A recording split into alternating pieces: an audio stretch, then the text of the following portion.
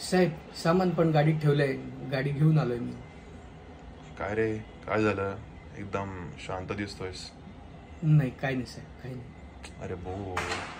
साहेब राग मानणार नसेल ते सांगू का? बोल. साहेब 15 वर्ष झाली मी तुमच्या घरचं काम करतोय. तुमच्या ऑफिसचं, तुमचं, गाडी चालवण्याचं, मॅडम साहेबांचं, सगळ्यांचं काम मी कायम केलंय. मी कधीच कुठल्या कामाला नाही बोललेलो नाही साहेब, तुम्हालाही माहिती. आणि तुमच्या शब्दाखातर मी माझ्या बायकोला पण तुमच्या घरी पाठवली होती घरकामासाठी. गेली कित्येक दिवस माझी बायको मला सांगत होती छोट्या साहेबांची तिच्यावर वाईट नजर आहे म्हणून.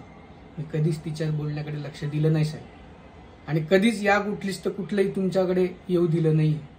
पण काल छोट्या सरकारांनी सगळ्या हातपार केल्या साहेब त्यांच्या, आणि त्यांनी तिच्या अंगावर हात टाकला साहेब. आम्ही नोकर माणसं आहोत साहेब, हातावरचं पोट आहे आमचं, पण आमच्याकडनं असा अपमान नाही सहन व्हायचा साहेब. तुम्ही छोट्या सरकारांना समजवा, नाहीतर आमची दोघांची काहीतरी दुसरी सोय लावा साहेब. तेवढी कृपा करा, फक्त छोट्या सरकारांशी बोलून घ्या साहेब तुम्ही. बरं बरं, बोलतो मी, टेन्शन घेऊ नकोस. धन्यवाद साहेब, थांबलोय बाहेर. हो जा. पैसा